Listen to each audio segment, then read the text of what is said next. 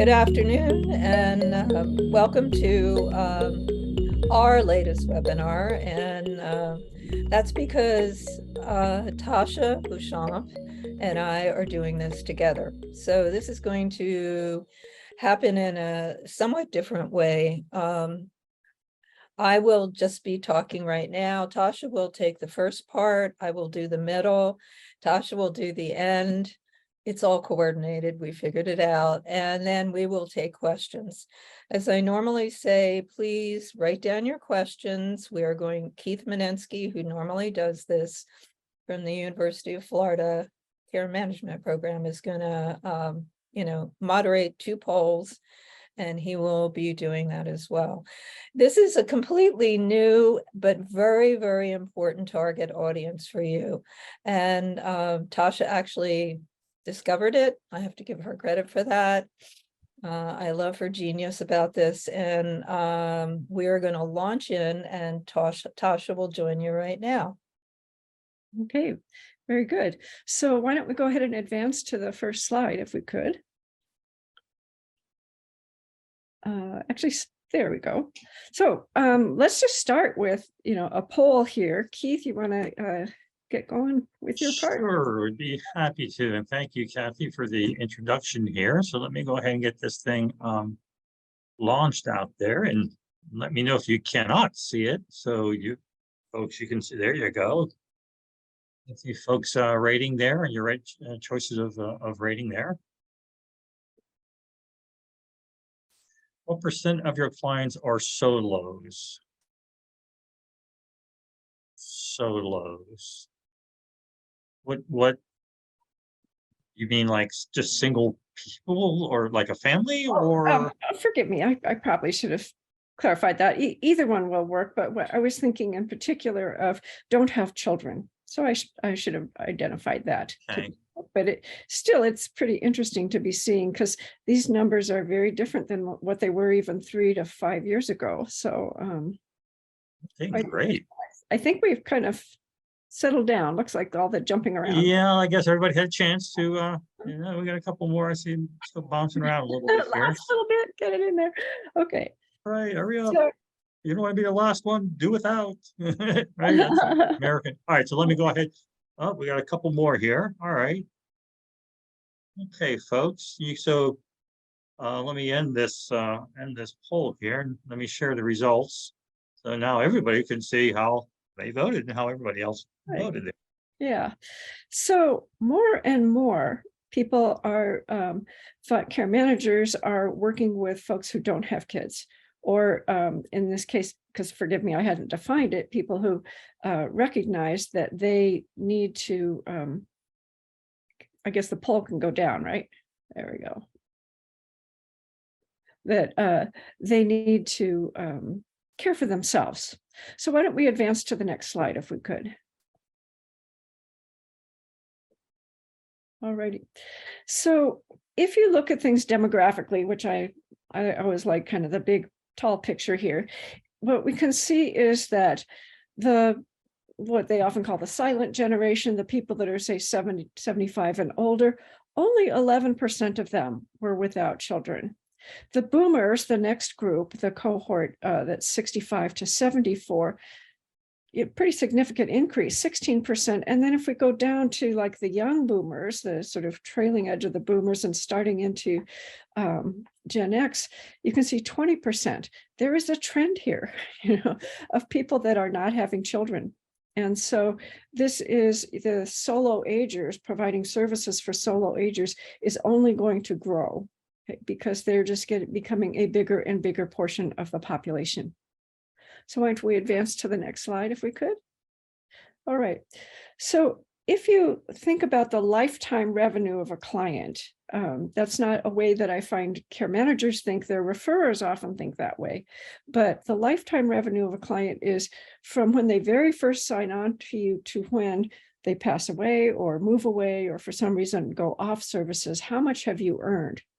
So being the research gal that I am, a couple of years ago, maybe about 3 years ago, I did a poll at ALCA and asked people to talk about a little bit about their work with this not necessarily solo agers, this was a broader context, and just said, your short-term clients, what do you average for the lifetime revenue, and your longer-term clients? And you can see it came out to $6,000 for the short term and $60,000 for the long term. So when you think about that, several things emerge. One is that the earlier you start services with somebody, the greater the revenue you're likely to have. And in the beginning, they don't need you as much. And so it tends to be those light duty consultations, but those add up over the years and probably result in earlier entree into your heavier services just because they know you exist, right? So they might say something like, oh, I'm having a hip surgery, a hip replacement, and then may use you for like, pre-planned surgery kind of support afterwards when they wouldn't have before if they didn't even know about you. But also the part about starting with people earlier is you're not getting them because there's been a crisis. That's so often how people start with care management, and, great problems are what, folks respond to. But with this group, they're willing to start earlier. And so you get to start with them doing more preventive services so you can be reducing crises. So it's very interesting when you sort of take that longer view, that bigger view, and you say, what's the lifetime revenue of a client? Maybe I want to start targeting those where I have a longer lifetime revenue potential, and also these other benefits of reduced crises, more preventive care, that type of thing, building a relationship that lasts longer. So that's one view of working with solo agers. Let's go ahead and advance the slide. So the reason I say solo agers, they're actually a subset of a group that I call proactive planners. Okay, so proactive planners are currently well individuals that see aging on their horizon, either far horizon or closer horizon, but they recognize, got to take care of this. And often it's a situation like for women, say the adult daughters who are taking care of their parents die, and they start thinking, who's going to do this for me? I don't have kids. How's that going to happen for me? What support will I have? So what makes solo agers a really powerful part of that proactive planning cohort is that they are motivated because they have a lot more consequences for their lack of next generation support. Okay, they are also typically persons of means, and we'll do some demographics momentarily. Just because they didn't have to spend money on kids, or they had more flexibility and were able to take promotions or work long hours or whatever it took during their professional development, they have quite a bit of savings and net worth, and especially the women. Again, proactive planners. These folks like to plan, like to have, at least among the wealthy, like to have things set up so that they don't have surprises or uncomfortable, surprises, and they're covered if they do have those surprises that they can't plan away. So let's go ahead and advance to the next slide. This is also an opportunity, if you want to focus on the child-free, the solo agers, to connect with your referrers. Again, they recognized actually a long time ago that proactive planners, the young old, are really going to give them a longer lifetime revenue. Think about a financial advisor or wealth manager where they earn a percentage every year of the assets. So they are definitely going for this younger crowd of 55, 60, around in there. If you become the local expert in solo aging, you can certainly become the local expert in proactive planners, but today we're talking about the solo aging group. That makes you really a strong contender for being a colleague that they network with. Okay, so you can actually do some cross-marketing with each other. And from what I've been able to tell, talking with my care manager clients, is that they're more vulnerable clients. Those are ones they've had for longer, who are further down the trajectory, if you will, the aging trajectory. They will refer them, but they want to know you better. And so if they get to know you with their healthier clients, the less vulnerable ones, they will trust you more, build up trust, and then be more willing to refer. So again, sort of all these are good reasons to focus on solo agers, because they are a particular cohort that is coming early to referrers. All right, let's go ahead and advance to the next slide. So solo agers, what are the numbers? 20 in a study, it was a 2016 study. It's, you know, not ancient, but still it's a little old. 22% of older adults admitted they were going to have to care for themselves. That was either because they did not have children, or the interesting part of this is that they had children, but they were estranged from their children. So they were effectively solo agers. And this is why I say admit, because there's quite a stigma about having estranged children. So actually 1 out of 8 families has estrangement. Often the older adult has no idea why the kids have just said, you know, I don't want to talk to you. They just have sort of different pictures of what happened during that childhood time. So, so that 22% is both the child-free and the ones who have children but are not getting, you know, have no contact with their children. So it turns out that about 15.2 million older adults have no children at this, you know, point in time. This is from the US Census. And 40% of the child-free live alone. They don't have a spouse or partner. So that's about twice the number of people that do have children. Parents, 20% are living alone now. So just kind of getting a sense of what is their picture like. So let's advance to the next slide. So what really jumped out at me is the wealth of child-free women. Okay, so they may have 28% greater net worth. So if you look and say all older adults have an average, this is across the country, net worth of 135,000. Child-free older women have 174,000. That's almost 40K more, 40,000 more than the average. That's astounding.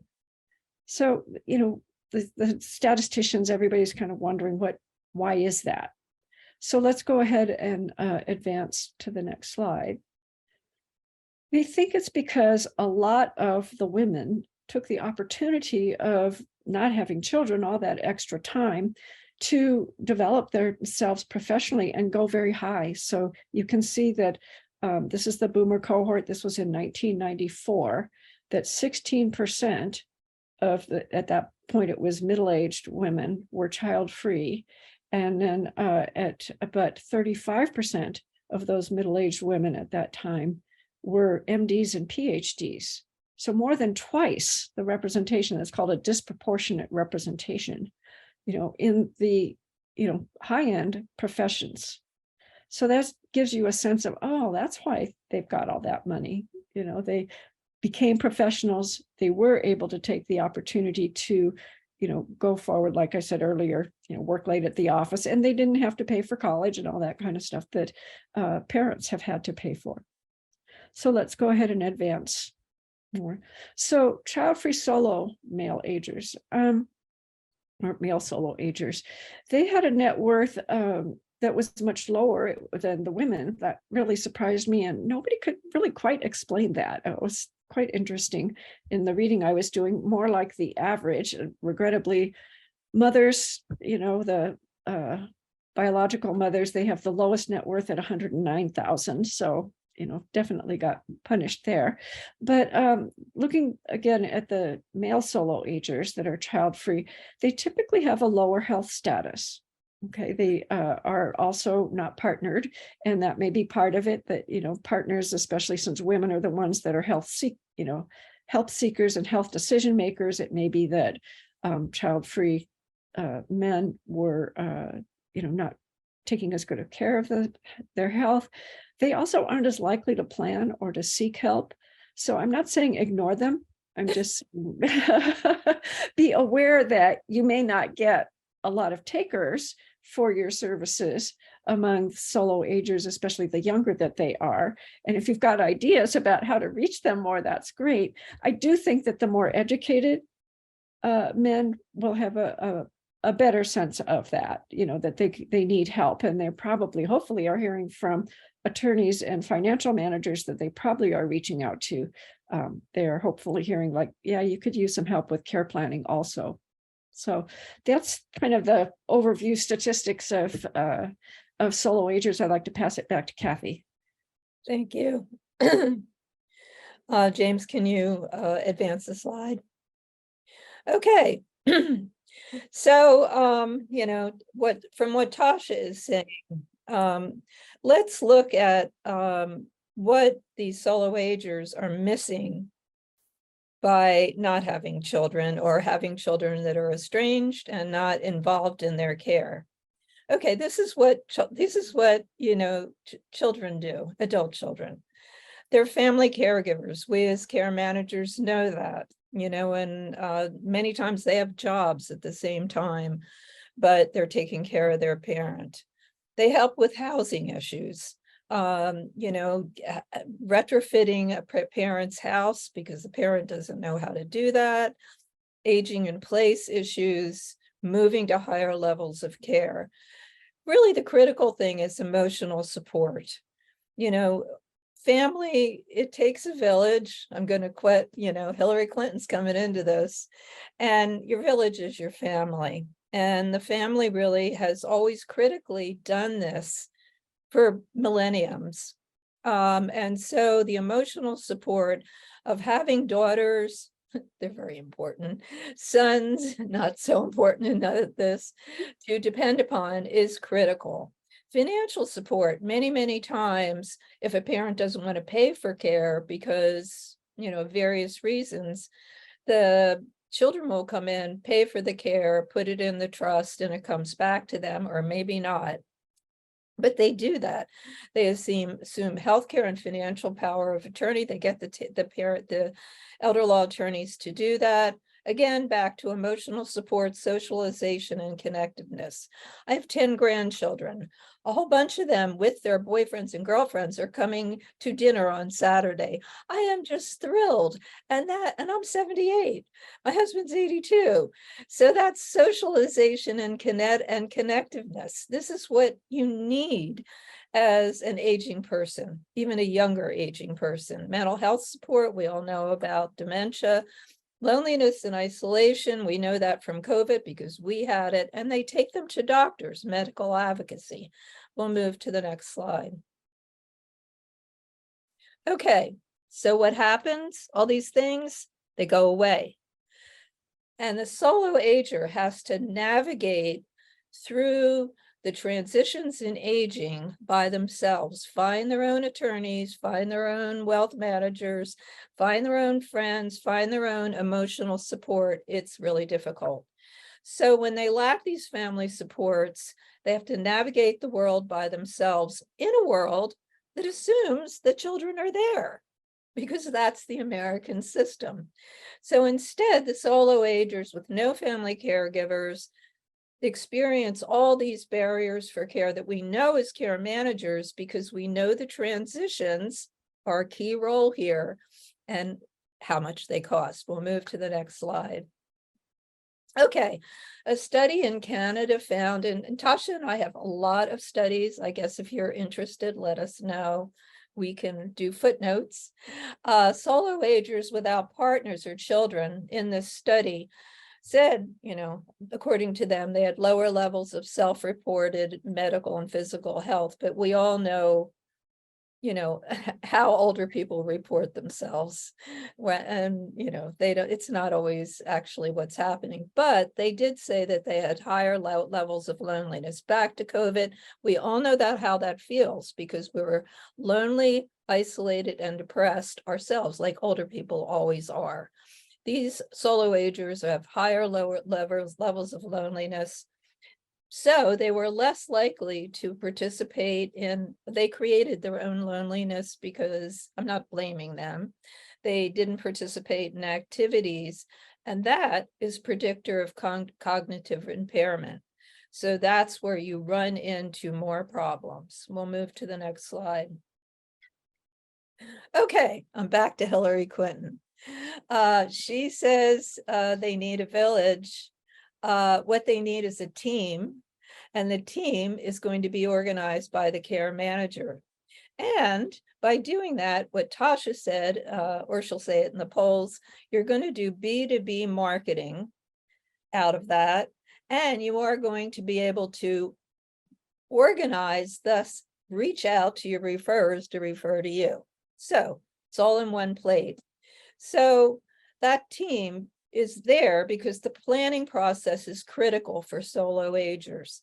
It enables them to retain control of their future care. And this is, really, there's two parts of solo agers. One is the one that Tasha's talking about, which are the, about to retire group, younger. But there are also older solo agers. So I'm going to talk a lot about that as well. And so for the younger solo agers that Tasha mentioned, they're going to be able to plan by you doing that. Older solo agers did not. I'm going to talk a lot about that. But the team you're going to put together in either case are going to be trusted advisors who you refer because they need the help, but also you're doing this B2B marketing for healthcare and financial and legal help. Now, the elder law attorneys, you always want to get these third parties to refer to you. This is one of the ways to do it. So you refer on to elder law attorneys that you feel are really good to create all the legal documents that the children normally would have found the attorney and asked him or her to execute them. And critically, end of life, as we all know, needs a lot of documents and a lot of, wills, trust, etc. That's why you need the elder law attorneys on your team.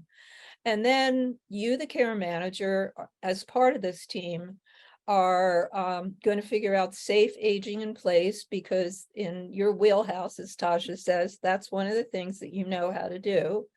Moving to a higher level of care if aging in place is not, available, it's not going to work for them. However, you're going to be able to figure out the cost in both of these. Important. And then private duty care, if they're going to age in place, they eventually are going to need private duty care. What's the cost? So you're coming up, you're going to do these three and then get the cost. Finally, a quality of life plan, because you want these people to find joy at their level of care. Aging is not just about your body, it's about your mind. And this is really important because of loneliness, what I just mentioned. So you create the plan, but who's going to pay for it? It's the wealth manager, another B2B marketing ideal, in that you yourself know about needing these, about these barriers in care as people age, and also the cost of that, and you're going to feed this into the wealth manager. Thus, the two birds with one stone, you're going to get their help, but you're going to create a situation where they will refer to you, and they're going to figure out how to fund the whole plan, and we'll go into that. So we'll move to the next one. Okay, older solo agers and most of America aging are in denial, and denial has a huge cost. Many solo agers are not like these pre-planners that Tasha was talking about. They're aging alone, and they're putting they're putting their head in the sand. They're ignoring it. But once they reach the throes of aging, which is usually, say 75 to 85, there's a wake-up call. And what is the wake-up call? They have a heart attack, they fall and break their hips, they have cancer, and then after that, they end up in the hospital, they get transferred, and where do they end up? Eventually in a nursing home. And do any of us want to be in there? And so essentially, that's the cost of denial, and you can save the solo ager either at an older place or a younger place from this. And we'll move to the next slide. Okay, what services do you need as a care manager to offer to them? You need to offer end-of-life care, because that's a really big thing to handle on yourself, on your own. And you really want to be able to offer that as a service. Quality of life, which I just talked about, is really, really important, because you want these solo agers to have joy, to have friends. They don't have family, but friends to support them. at any age, and then move management, because just what I talked about, they may need to not age in place, but move to a higher level of care. And you need to be able to do that. And then care management to put this whole plan together so that the wealth manager can fund it. And we'll move to the next slide. Okay, so what you are, and you know this, you're a GPS to guide these solo agers and all, older people through all the transitions of care and the barriers to that. And so, I just talked about the 5 stages of death. They need you as a GPS. It's, getting through the mental health depredations, Alzheimer's, of course, but loneliness, isolation, and depression, which again, you all just went through this. You know what that's like through COVID, and through all the healthcare crises that older people are going to go through. If they have you involved, you can do, preventative maintenance like Tasha talked about, but to get them through the healthcare crises that they're barriers that are going to happen as they age. And then, managing the transitions of care. So we'll move to the next slide. Okay, care managers can help solo agers with housing choices. That's what I talked about. Okay, so aging in place assessment. How do you do this? You get a PT, an OT, and something called a certified aging in place specialist. Just Google that term and you will find them to help you, do a safety assessment, and then, bathroom, not upstairs, downstairs, shower flat, not so a wheelchair can go in. Bedroom not on the second floor where stairs come down, on the, and how you do that. Not a bunch of electrical wires all over the place, but you can do that for these, preventatively for these early solo agers, so that they can actually, either, renovate their house. And they have the money to do that. With older solo agers, same thing, but it might be very much more difficult and they might need to move. When they have to move, I always think aging in place is the best, but some people need to move to a higher level of care. You can do a moving assessment, move management, and you can find senior living communities that meet their priorities. Their priorities might be a lap pool. It might be bingo. It might be living near their daughter. I live in Santa Cruz, California. We have UCSC. I can't tell you the number of grandparents that are out here because their grandchildren are here, and their children, of course. So they might be moving in that regard, to reduce isolation because they need to be near their family. That's emotional support, and most importantly, budget. What can they afford? And you can actually do a moving assessment to do that. And then finally, if you're going to move somebody, you have to know about moving and downsizing, because this is sorting through a lifetime of possessions. And they're not just possessions, they're memories. Yeah. And all the memories that come with what you had in your original home, you're going to erase them by paring down the furniture. So, if any of you haven't heard about Grandma's Yellow Pie Plate, University of Minnesota, look that up. And, packing, it's very, very hard. And these people are crushed when this needs to happen. And, that's not acknowledged. And then moving, getting a moving person to do that. And then the other part is post-move, because they've moved into Mars. They've moved into a motel with people on the side that they don't even know down the hallway. And you've got to get them through that. So all of these are real skills, and we'll move to the next slide. Okay, quality of life, what's that about? Well, as I said, you not only have to pay attention to the body, but you have to pay attention to what I call joy, happiness. You need to be happy through all these stages of decrements in aging. And so solo agers, I'm repeating it again, they're lonely, isolated, and depressed. And we know what that's about. So already. So in a major study, another major study that I'm going to quote, 45% of solo agers reported being sad and 52% reported being lonely. So quality of life, what's that about? And you as care managers should know, but anybody that doesn't, it means fulfilled and engaged at any level of care, and that's the most important thing. So emotional, we've talked about family, but they have friends, so socially involved with friends at their level of care.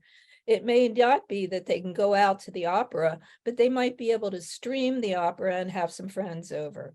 Physical, and that's what I mean about level of care. Despite their limitations, if someone is going through chemotherapy, they still can do exercises in bed. And that's what you really have to see. And that's the beauty of quality of life.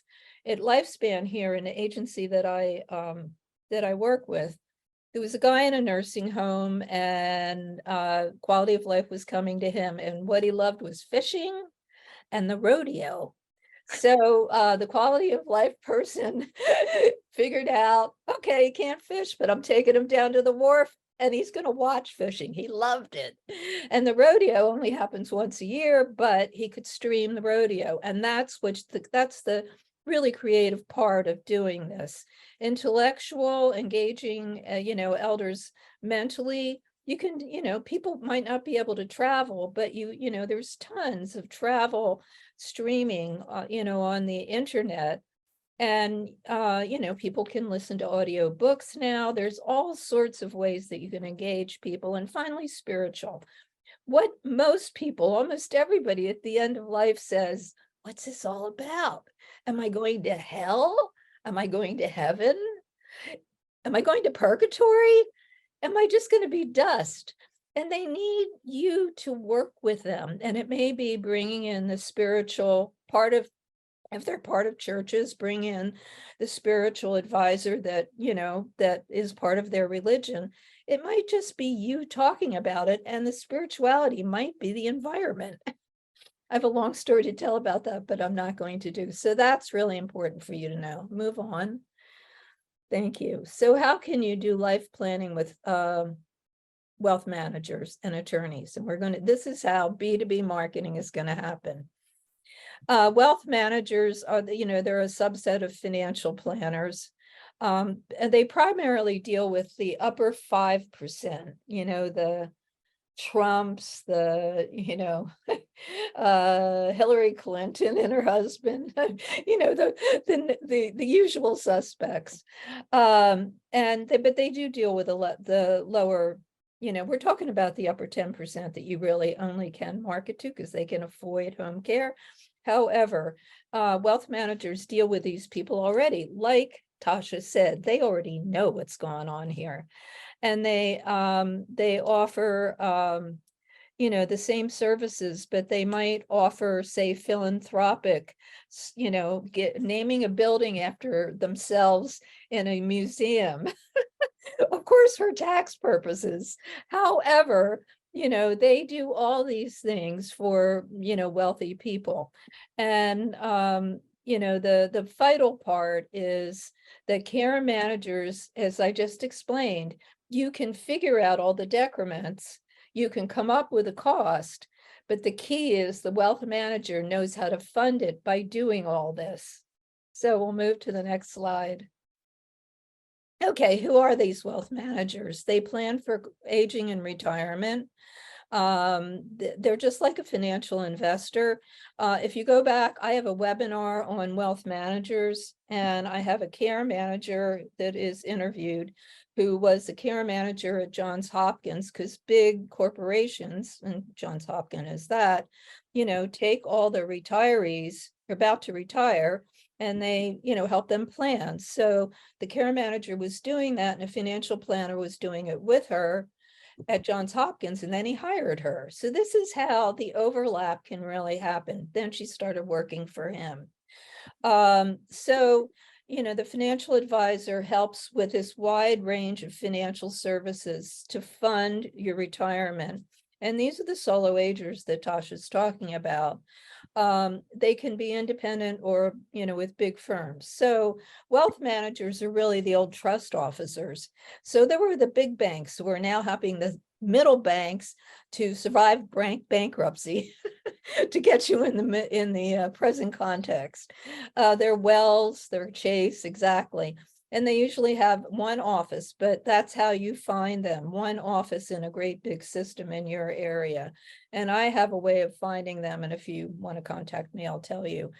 And they structure long-term savings by all the methods that I just talked about.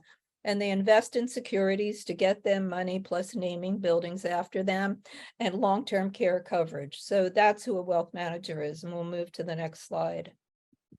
Okay, why offering concierge GCM services to trust and financial managers is a great idea.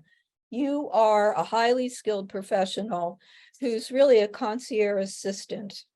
And you are able to do these things that I told you about, figure out the barriers for care, figure out all the cost of care and what the contingencies would be. And what happens is the wealth manager estimate the cost, the wealth manager funds it over 50 years.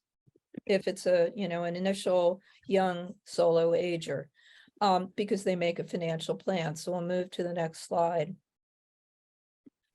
Okay, benefits. This is how you're going to sell to that B&B, that wealth manager.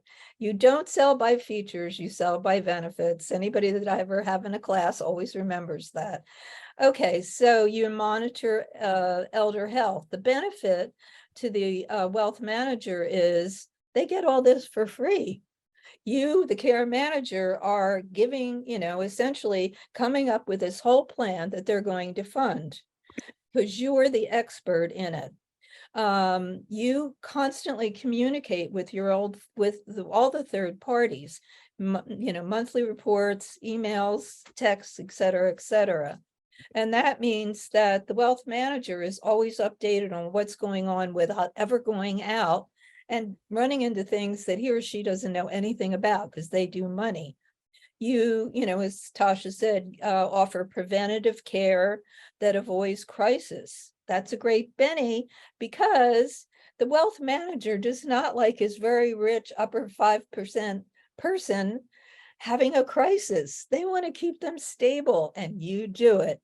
They manage clients with mental health. They know nothing about that. They know nothing about dementia. They manage money, and they are getting you to figure out these decrements. You can't call that, these very, very difficult, points, and report to them about what you're doing, and they'll fund it. And then they manage they keep the solo agers stable. Again, that keeps the wealth manager keeping that client in their wealth management. They don't go over to Chase from, Wells.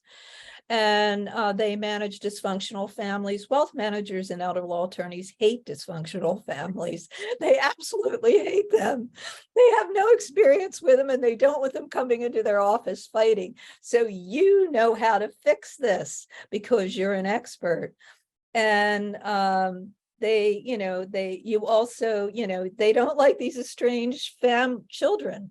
And, even if the kids aren't helping, they're going to cause trouble.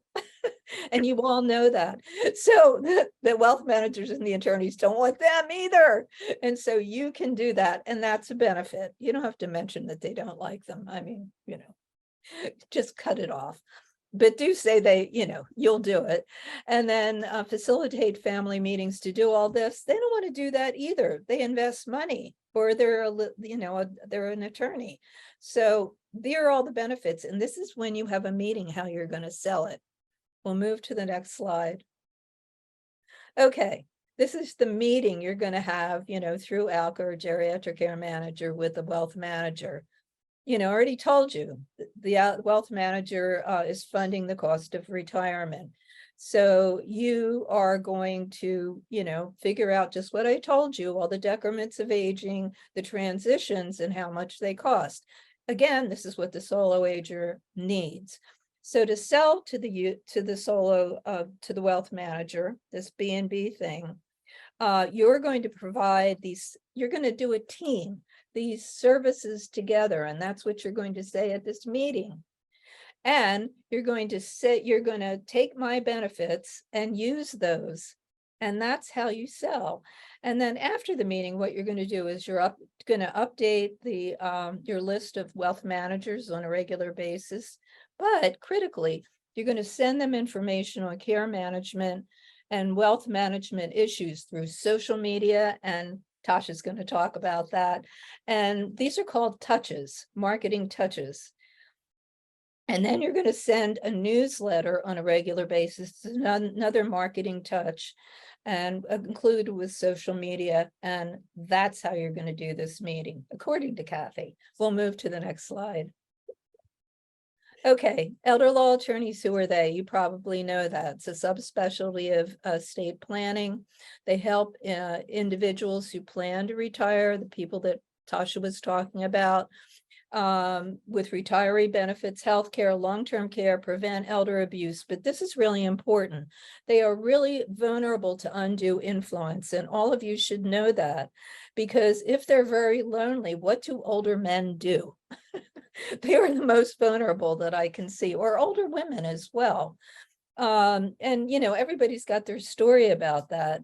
I once had a client who you know, he was really lonely. The family wasn't paying any attention to him. He went to coffee shops all the time and met this woman. And the woman used undue influence to kind of, you know, be his friend. And he had a whole collection of these beautiful, beautiful jewels that his dead wife had loved, and they were in a safe. And when the adult children showed up, they were gone. So that's you know, an attorney comes in at that point, but you are the one that's going to tell them about this, and you're going to get them engaged. And they help with decision making and documents, guidance to local issues. And if you want to know how to find the elder law attorneys, if you haven't done that yet, go to the NALA site, National Association of Elder Law Attorneys. It's just like the ALCA site. Put your zip code in and a whole list will come up for you. And then you add them to either your CRM and email database. Move to the next slide, please. Okay, why offering ALCA services to elder law attorneys is a great idea. Again, you're a highly skilled professional. You deliver long-term care services at the right time in the right place at the right price. And care managers referring to solo agers to an elder law attorney benefit the elder law attorney in all the ways that I just told you. And you can act as a team, and you want to, you know, when you're trying to market to them, you keep emphasizing this team, because it is a team. And we'll move to the next slide. Okay, the benefit of care managers with the elder law attorneys. Okay, you do these in-depth assessments. I already told you about that. The benefit is the status of the client is always known to the elder law attorney, because you do it. You send them all the reports, you message them, et cetera, et cetera. They're up to date. They don't have to go out and do that. They do law. You assess the client's, this is critical, level of competency, because elder law attorneys can't do that to, you know, to effectuate legal documents. That's really critical. You assess, you collaborate to create a long-term care plan. I explained all that, so that they can stay at home or move extendedly. And then the elder law attorney can come up with a trust or a will and set that whole thing up. So that's a benefit. That's what they can do as far as the team is concerned. And then you monitor on a regular basis, so that you don't have crises. I mean, you know, that's really, really important, you know, to the solo ager, because it happens so much to people who haven't planned. And then, you know, they're in a nursing home and then sometimes dead. So, and they monitor, you can get a hold of them right away with undue influence, fiscal and physical abuse, need for conservatorship. And these are all the bennies that you're going to use at that meeting. And we'll move to the next slide. Okay, sales meetings with elder law attorneys. I told you how to get a hold of the NAILA website. You add them to your CRM database or your email database. I like that better at this point. Send a form letter to them, or something that says, dear Mrs. Bouchamp, instead of dear Madam. And a CRM database will do that, but they're expensive. You want to sell by benefits. I just told you that. You want to update your list of elder law attorneys all the time and send them information, again, as I said, through social media and your newsletter to follow up, so that you basically can create this B2B relationship. Next slide. Okay, marketing tools. This is the end of me.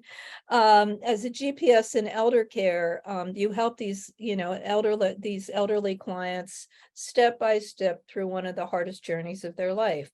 And, you're like a 5-star hotel concierge. When you go to a 5-star hotel, they tell you everything that is fun and where to get there and how to get there. And you do this. But the deal breaker is you don't know marketing. You think you do, but you don't. Only 3% of everybody in ALCA has a business background. Most care managers or nurses and social workers, did they teach you marketing in nursing school? They didn't teach me in social work school. I didn't charge to come in people's houses, and the nurses didn't charge to come in the room. So you need sales skills. You need those newsletters that I've been talking about, the social media blogs, to get to partner or do B2B marketing. And we're going to turn it over to Tasha now. Okay, thank you, Cathy. You're always so entertaining. It's like other stuff, but the way that you present it is always so fun. Always puts a smile on my face. So my background, for those of you that don't know me, I am a research scientist, and I worked on very large multimedia interventions for family caregivers with the National Institute on Aging. But my area of focus was behavioral change and help-seeking behaviors, but that also ends up being a close cousin to sales, So forgive me, go ahead. I didn't mean to have so much talking. Thank you for putting me on. Let's go ahead and put the slide back on. There we go. So my job in this presentation was to talk then about how do you market these? How do you let the world know that you have these services? So I'm going to talk about why Cathy has talked about why it's important to become the local expert on solo aging, but you need to project that then to these different audiences. So let's advance to the next slide. So to solo agers themselves, what's interesting is, remember we saw the graph in the beginning that says, 11% of people that are 75 or older are solo agers. And those are the ones you're used to serving now. A lot of what I'm going to be talking about is how do you market and get the word out to this younger group that maybe you haven't been paying attention to as much before, and that admittedly are not going to give you a huge check next month. They're going to be much more about consultations, periodic consultations, but over the lifetime, if you start now, there will be greater lifetime revenue. So for the solo agers themselves, you want to think in terms of presentations, webinars, and support groups. Now, thanks to COVID, a lot of people are online now that weren't online before. So webinar is not that hard to do. So that becomes a very interesting option. In addition to presentations like at senior centers, that kind of thing. And then certainly if there are support groups, if you find support groups about solo aging, you might want to start one, once a quarter or something, have a solo ager support group as an example. Those are ways to reach out to solo agers. So if we can go to the next slide.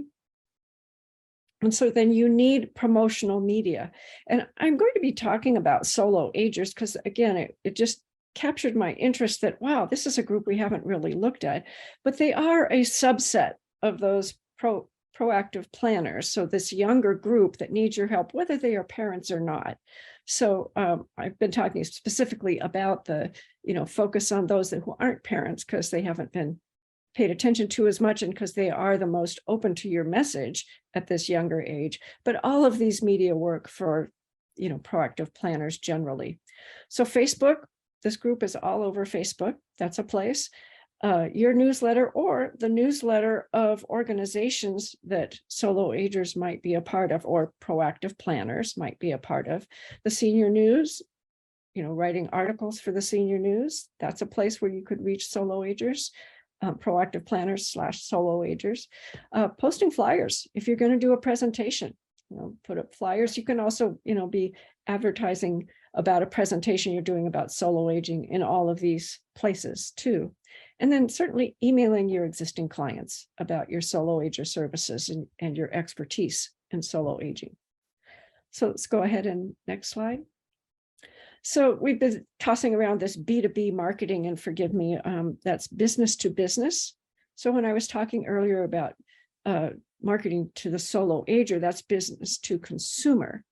B2B is marketing to your actual referrers.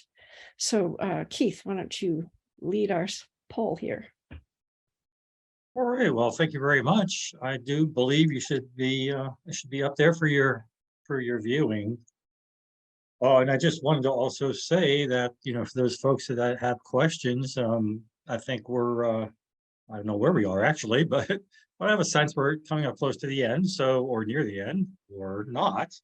But have your questions ready when we are at the end here. So, I mean, you can't get any better than this. You got a 2-for-1 here, folks. So if you have any questions at all, these are the 2 folks that you want to have, right? We talk about all this legal stuff. Well, I want them sitting to my right, or my left, whatever it is in that front row there. But so if there's any questions about business or older adult issues, and we'll come around. There's a few questions here now. Okay. All right. I guess that's enough time has passed. So it looks like here we've got some results in. Everybody see that and finished? Okay. Let me go ahead and see if I can go ahead and share those results with everybody. And we'll see those right now. So it looks like the median, what we call, the biggest group, is spending 5 to 15% of their time marketing to referrers. And then next down is 35 to 50%. Good. Okay. So great. I think that's enough just to see here. The advantage of your of doing your B2B marketing is that, say, if you're doing business to consumer, you're going to get, maybe 1 to 3, 4 referrals total from, a connection with a family, unless you have someone who's a real fan and is sending you people all the time. But you could get, 4, 5, 6, 10 referrals in a year from one of your professional colleagues. So I was pleased to see that there's a lot of people that are getting up to, 50% even, and a few that we're doing more with their referrers, the B2B marketing, because they, I guess minute for minute, they are probably the biggest bang for your marketing time, looking at it that way. So let's go ahead and, if you could bring up that slide there. So marketing to referrers, what are all the different ways that you can do that? Well, you probably know all this, but I'll just kind of go through them generally. Is, doing presentations either in person or online, and that can be certainly webinars, doing the Zoom kinds of things. That might be if there's a local meeting of the of attorneys, you might go to that, or wealth managers, your senior providers. You could think through, where are my business colleague meetings that I might do a presentation. Absolutely blogging on your website or in social media, newsletters, and then doing in-person meetings. I think that's what really cements it. You can certainly become known as an expert through, what I call content marketing, where you're just, broadcasting a lot, publishing a lot, your understanding of these issues. But it's in the in-person or even virtual coffees, like one-on-one. That's where I like to say that's where you're more likely to bring contracts across the finish line, is when people actually get to have some real-time interactions with you. So let's advance again. So what media do you want to use when you are wanting to tell your referrers, or either tell them about your services, proactive planner services, or specifically solo ager services? LinkedIn is completely the place where I think you need to put your energy for reaching referrers. 88% of attorneys are on LinkedIn. And it's not so much that people will say, oh, I saw you on LinkedIn, I'm going to make a referral. It's that LinkedIn is where professionals go to suss out your credibility. It's how you build trust. So if you have a lot of articles that are about proactive planning and solo aging, then they're more confident and they think, well, maybe I'll give this person a call. Or if you have those on your profile and you reach out for virtual coffees, from LinkedIn, then they can say, well, who is this person anyway? And then if they see that you've got blogs, you've built confidence that way. So absolutely doing presentations for them, either in large groups or company specific. I know Cathy was talking about one of her workshops where we were talking about marketing to wealth managers. And they said, well, start with your own financial advisor. And I do a presentation to your group, about either proactive planners or solo agers in particular. And, that's a friendly way to sort of dip your toes in to be able to make the case of why, this is an audience or a client based to be, I hate the word targeting, but that's, the marketing language. And then Cathy has like sell sheets about your services, where then you can follow up with those sell sheets. So let's go ahead and advance here. So with all of these things, especially your presentations, get their email address. Because it's wonderful if somebody goes to a presentation and they have identified an immediate need and they have a budget and they have the authority to actually hire you. That's great. But a lot of times those stars aren't quite all of them aligned yet. And so you're great, but then other things happen in their life. So if you get their email address when you are having these either virtual coffees or presentations, then you can email them and, call it a newsletter, call it a blog in an email, whatever you want to call it. But it's a way to stay top of mind, because what happens is that, I have people that are thinking about a newsletter or an e-newsletter, and they'll say, oh, but, I know myself, I never open them. I mean to open them. And then it doesn't happen by the end of the day. It really doesn't matter whether they open it or not. 90% of the work is that the email arrived in their inbox and they're reminded about your company and go, oh yeah, ABC Care Management, they're good people, they're near their stuff. That's what you want it to do. But of course, it's better if you have, good content in there. So this is a place where you can talk about new services for solos. You can certainly talk about issues for solos, or greater than that, issues for proactive planners. And solos have those issues, but they also have other issues. But anyway, so whatever you do with your promotions, try to get email addresses so that you can put people into a loop where you are arriving in their inbox. Okay, next slide. We are putting together marketing packages. We've had clients say, gosh, could you help me with a marketing package? So this is putting together a variety of our existing services, but putting them together with a special focus on solo aging. So we do have a monthly Aging Well blog that comes with branded handouts. So every month there's a blog. It might be about solo aging. Sometimes it's also about parenting kinds of issues, but it's to this proactive planner group. And then there's a accompanying handout. We do social media, Facebook, LinkedIn, all of that kind of stuff that you can contract with us to do. And then for new people that are licensing the Aging Well blog, we have a solo aging PowerPoint presentation that is all about solo agers and what makes them different, the same but different. And that we are giving away free for people who will who license by June 1st. So I guess if that's probably what my next slide said, I just gave away the punchline here. If you go ahead to the next slide, there you go. So all of our clients get an exclusive for their area. So if you license our services, there's not somebody else that's going to also have the blog or the handouts or the PowerPoint.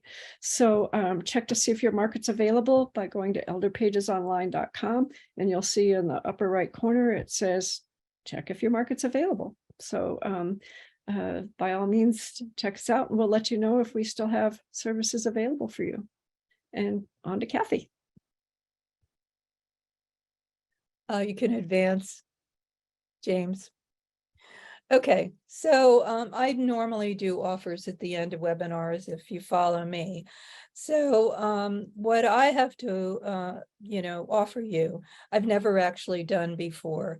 And as many of you might know, or if you don't know, I have 2 classes that I teach online.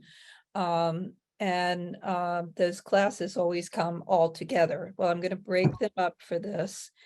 And the very services that you need to deal with solo agers, as I've been talking about, are care management, put together that plan, move management, that's very important, as I've said, and quality of life, which is critically important. So I will offer this to all of you, only the 3 classes, and that's what you need right now. So you don't have to take a whole damn class. Sorry, I come from New Jersey, although I live in California and tried to be better, but I always slip back. Each of these classes has already been given 3 CEUs from ALCA. So you get CEUs with each of these classes, and then you get 3 30-minute meetings with me to help you figure out how, to get you through each of the class. You'll be doing some lightweight homework, and I will go through that.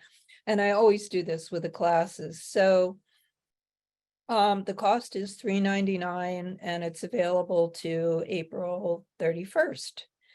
And you can contact me about it, or you can read the fine print at the back. Tasha has a similar thing. PayPal has a very interesting way of offering money to small businesses, and Tasha's made it available to her people. So you can get an interest-free loan if you pay it back through by 6 months.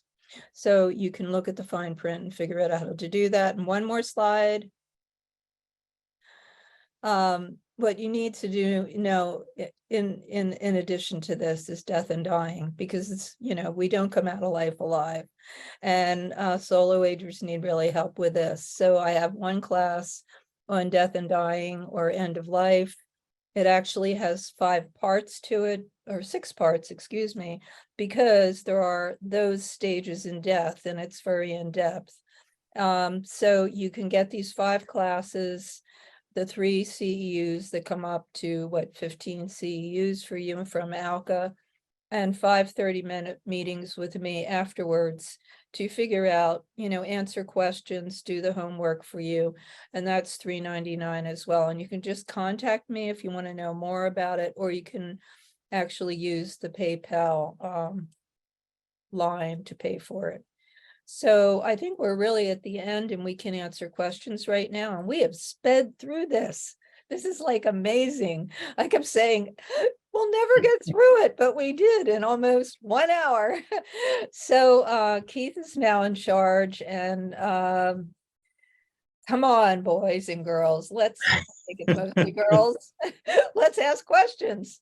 I do have a thank you, Cathy and Tasha, for another great presentation. Interesting the way that you have it, set up. You have the sort of the targeted people, your older ager, your a solo ager person who is really myself. I would certainly fit into that.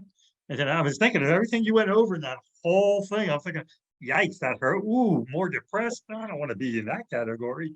Well, whatever happened to the AARP, 68-year-old that you see on I want to be part of that count. I want to be with that group, not the statistics, which brings me to another a question here that's in the Q&A, and the board's lighting up here, as they say in radio land.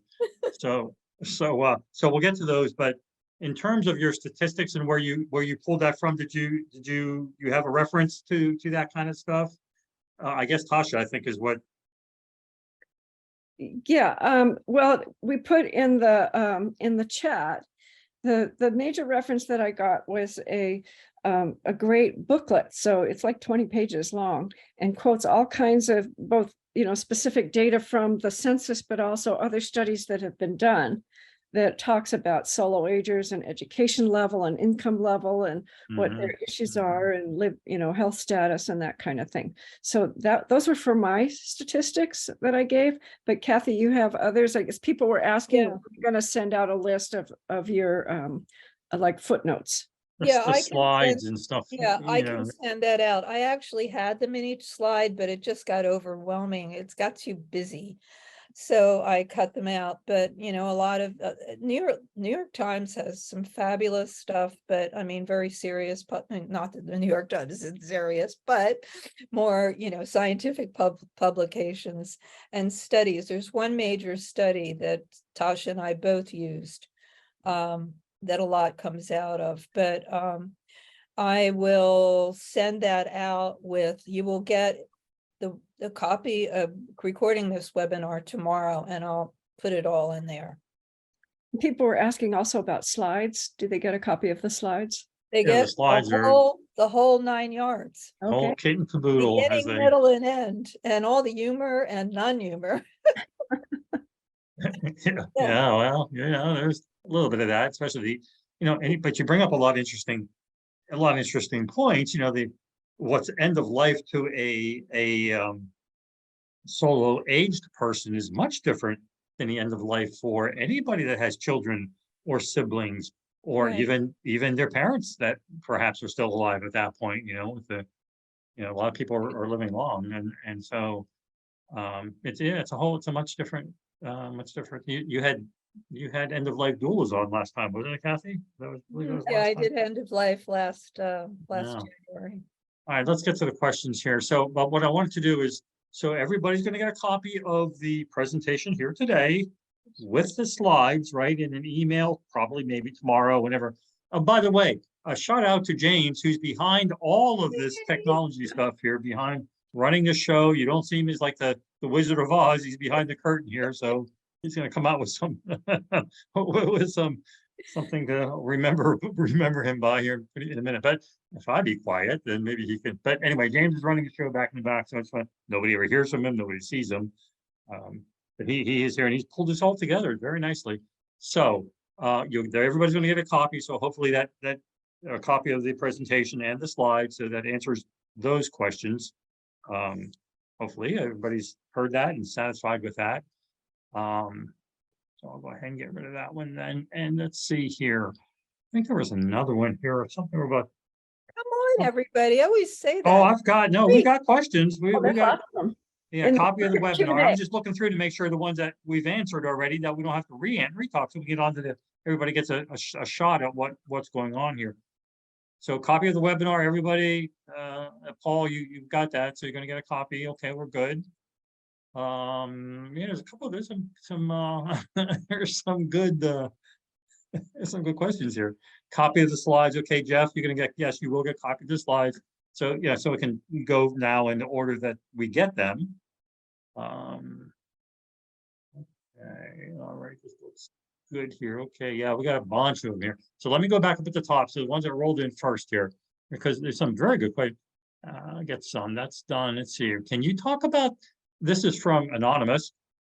Can you talk about the challenges for sole agers when they don't have anyone to act as their healthcare advocate when solutions are available? And what solutions, and what solutions are available? So essentially, they're a healthcare advocate because they have nobody else, right? So they're themselves. You want to answer? Any insight as to, we were just talking about that a little bit. I'm the marketing gal. No, that's part of what that's part of care management. And that's what you have to do care management, you can have this is pure care management. You don't have care providers involved. You just have a problem. And the problem is, in this case, they don't have anyone to be either of those, take either of those roles. So your job as a care manager, find them. Yeah, find something. Yeah. Very Exactly. simple, very simple. You are very powerful people. Please believe this. And, you can do this. So Cathy, one of the questions though comes up of, and I know it's an ongoing debate, I don't know if you want to go in depth on it, but is just talking about, can the care manager be a healthcare, POA? I don't think so. Okay. I don't think so. I think there's a real conflict of interest there. But there may be a friend. I mean, the whole idea of quality of life is you want to come up with friends, and they need to develop close friendships, or at least people that they can trust. And in many, many cases, in fact, I think personally that it's much better to have an objective friend do this, or a conservator, somebody like that, than your children. Do your children want to pull the plug? I don't think so. And that's the decision you need to make. So I think it's much, much better to find an objective party to do this, but you have to respect if the, older person has already gotten their children to do it, that's fine.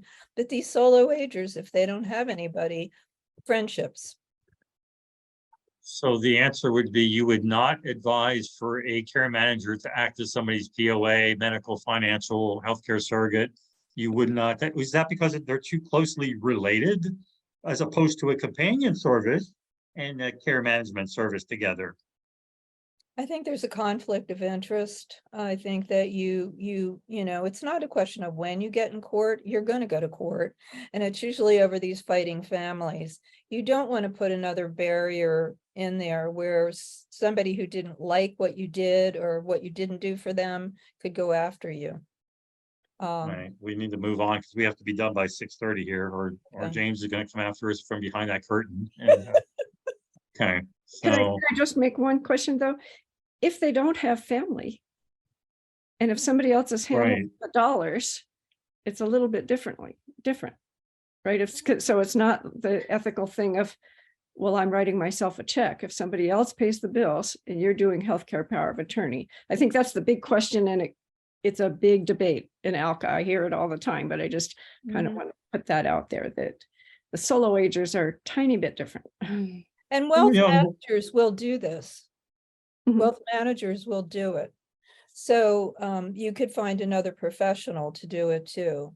I mean, at one point she went away, but I had, a banking executive who I knew who was a colleague, actually was my executor. And now I have a friend who's a conservator. They know what they're doing. Okay. Yeah, okay, we can go on for another hour talking about this particular subject, but I do want to make sure everybody gets a chance to. Have you seen any results from Pinterest connections? If that's a question to me, there are a lot of boomers on Pinterest. I don't have data about this kind of topic. I'm not sure. What I can say is that we were doing some work with Instagram, and each of these platforms has a different personality. And I think of Pinterest as being also one of those happy place kinds of places, not where you go to solve problems. So I'm not sure exactly what kinds of things you would post there. It also is really graphic, Pinterest, much like Instagram, where you're drawing people in because there's a photo that captures their attention that somebody's sharing. So Pinterest is not one that I would particularly recommend.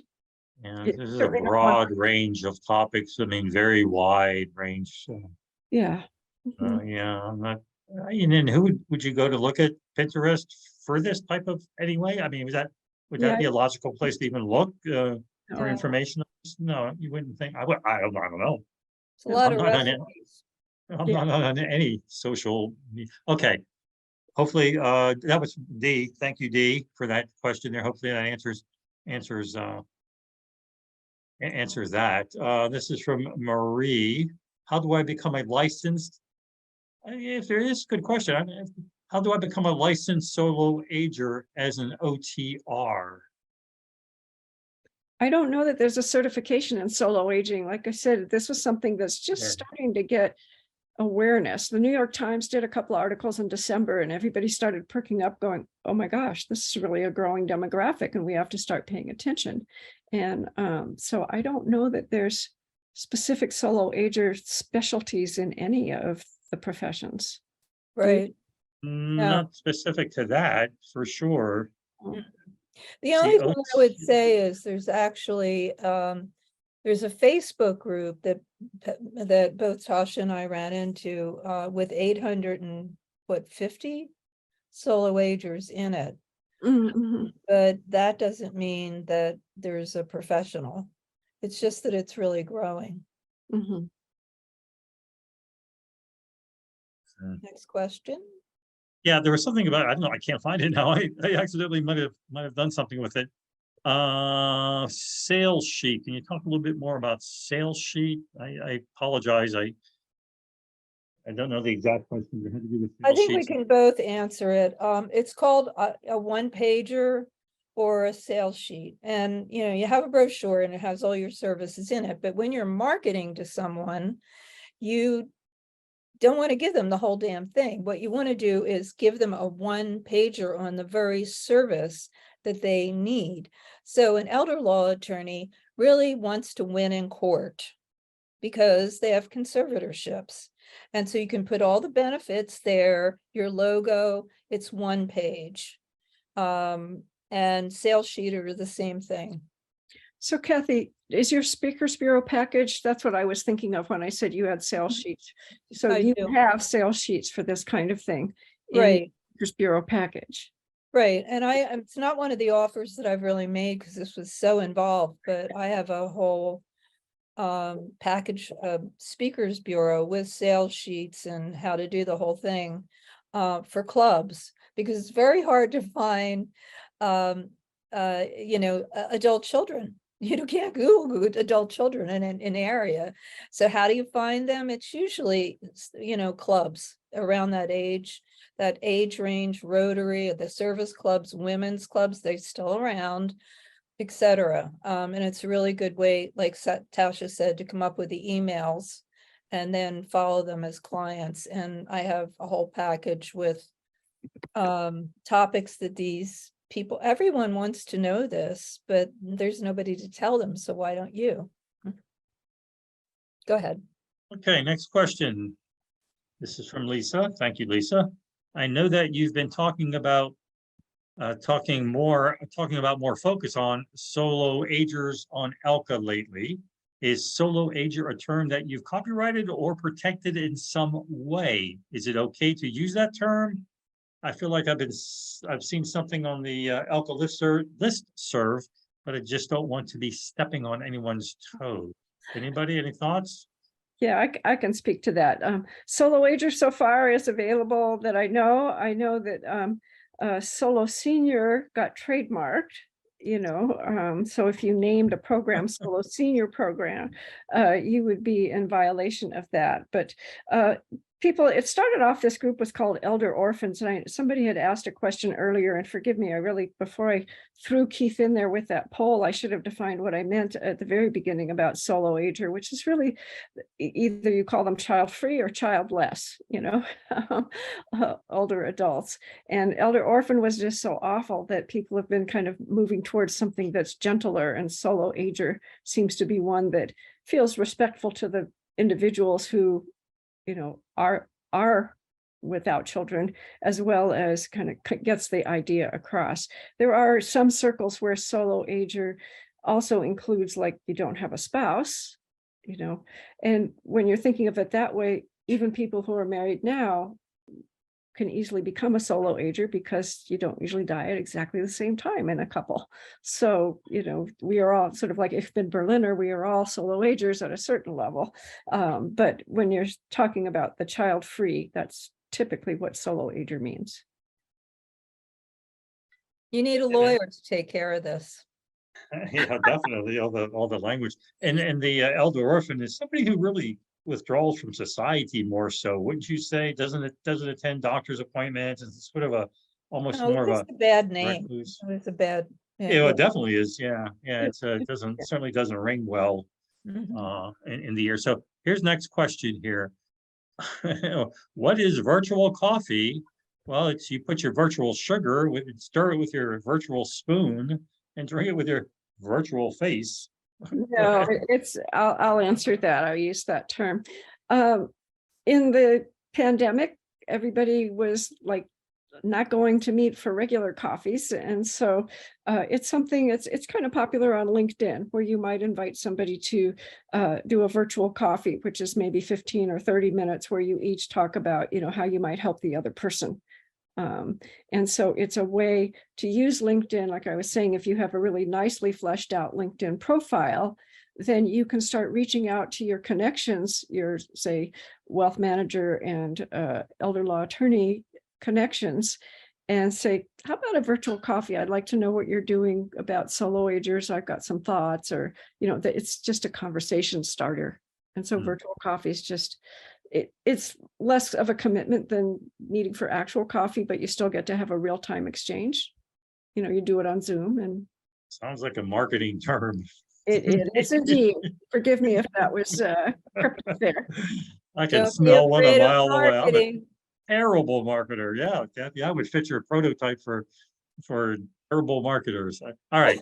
So so Terry goes on to say, I want to thank you both. You are the dream team. There you go. Right on. Here of amazing info for geriatric care managers. Absolutely, Terry. Thank you for that kudo.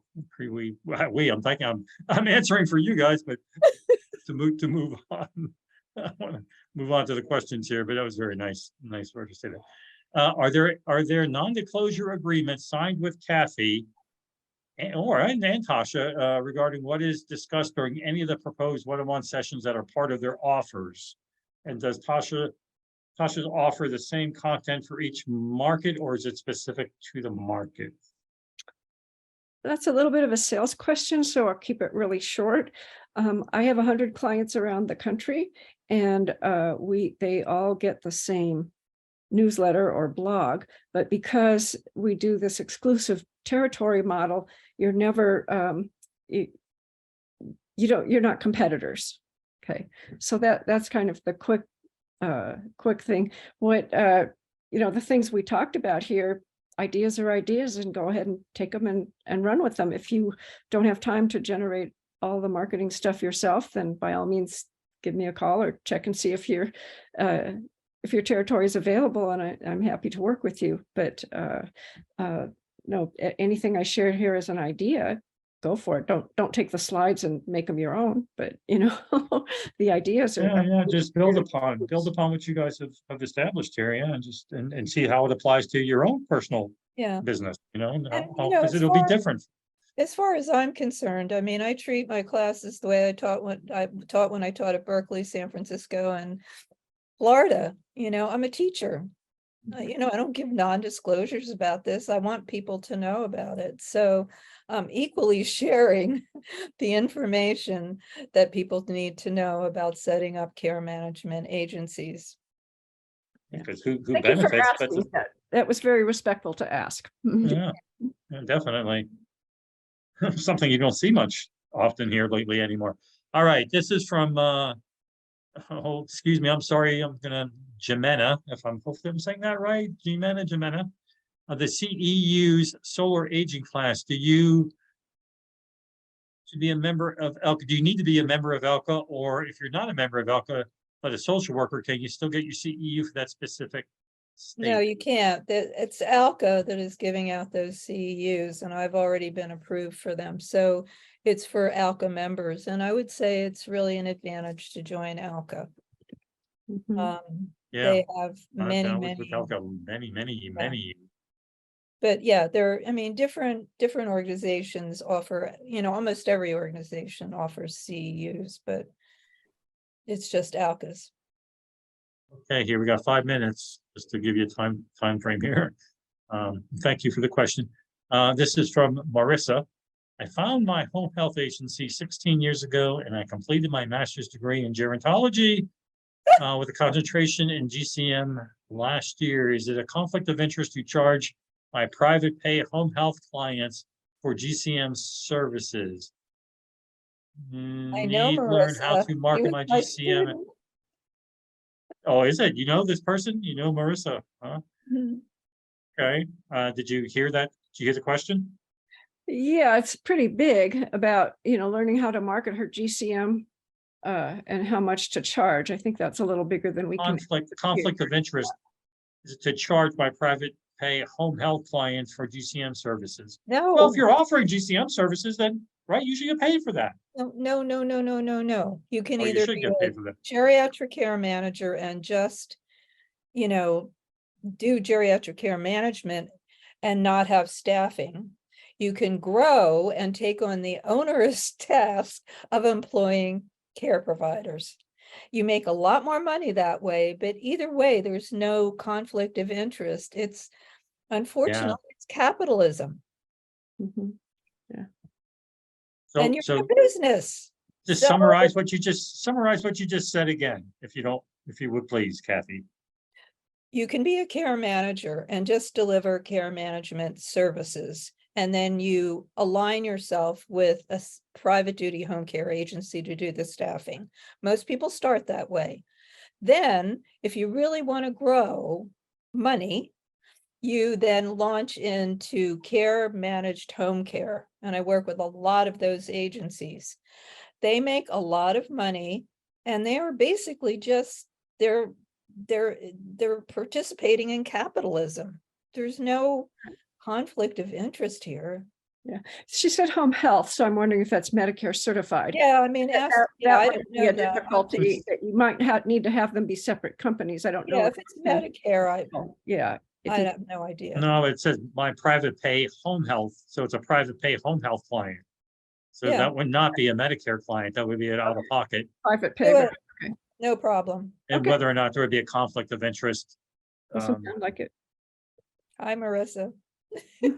Okay, let's move on I know here. James has to boogie out right at. James Yeah, has to leave. Hey, so let me just, yes, he has to leave. So let me just say, if we don't get to your question, feel free to email Kathy and Tasha both to just copy and paste your question to an email and then they can answer you personally themselves there. Just if we don't get to it here. So Jennifer says we are the primary POA for some of our clients. Okay, there you go. So you okay, thank you. I see your email's up there, Tasha. So I think that's in the chat. Yeah, that's in the chat. So go to the And chat I have my email on the last slide. yeah, everybody. Yeah, we got yours because that's how you sign up and all that kind of stuff. So we have to have your. So we do have somebody who's acting as a primary POA for some of their clients. Just to share that with you guys here. Let me see if there's anything else here. I know. You ever talk about a la carte pricing for services versus the rate monthly fee, pros and cons? I don't think there's time here for that. That's a long discussion too. Sorry about it. But be sure everybody to email there. Yeah, we have to go for Both of them. Yeah, we got about a minute here though. So thank you, everybody. I appreciate everybody tuning in here. Thanks, everyone. Thanks, Kathy. Thank you, Tasha. Thank you, everybody. See you next time. Bye-bye.